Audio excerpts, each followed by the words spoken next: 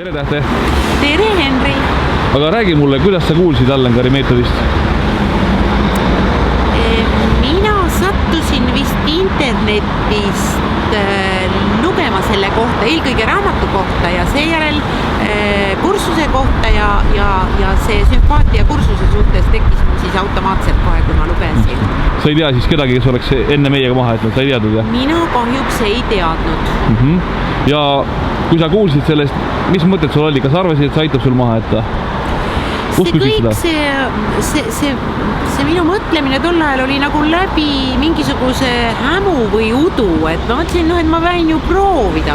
Ma isegi kalkuleerinud vist väga täpselt, et nüüd see kas peab aitama või aitab või mitte, et ma tahtsin minna proovima ja kõik. Ja kui kaua nüüd on kursusest möödas? Aga nüüd on ikkagi 1,5 aastat kursusest möödas. Ja kuidas see 1,5 aastat läks siis sul? Kas oli sul raske maha jätta või lihtne?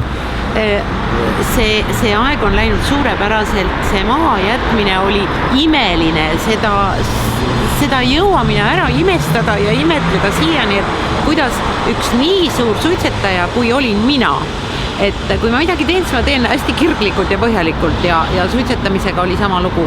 Ja päeva peale kursust läksin koju ja mitte iialgi enam ei ole mul kiusatustki olnud.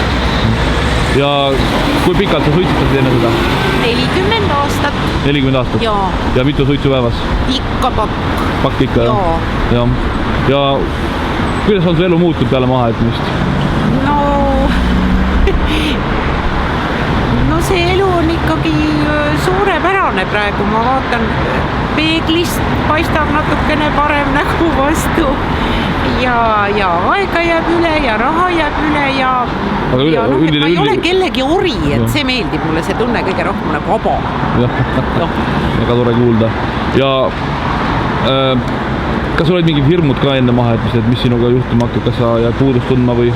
Ja, olid küll, sest ise ma proovisin mõnel korral maha jätta ja no see oli väga kohutav. Ma hakkasin nutma ja märatsema ja no tõelised võõrutusnähud, et nagu peas segi võttis kohe see. Ja, et sa olid varem küll? Olin proovinud, jah. Okei.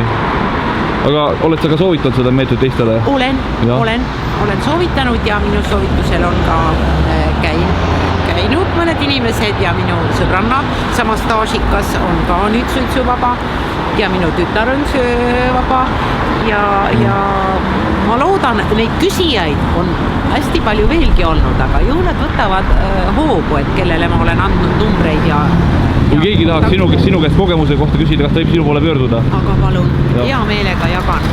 Hästi, aga aitäh sulle! Aitäh, Henri, see on imeline. Tänan!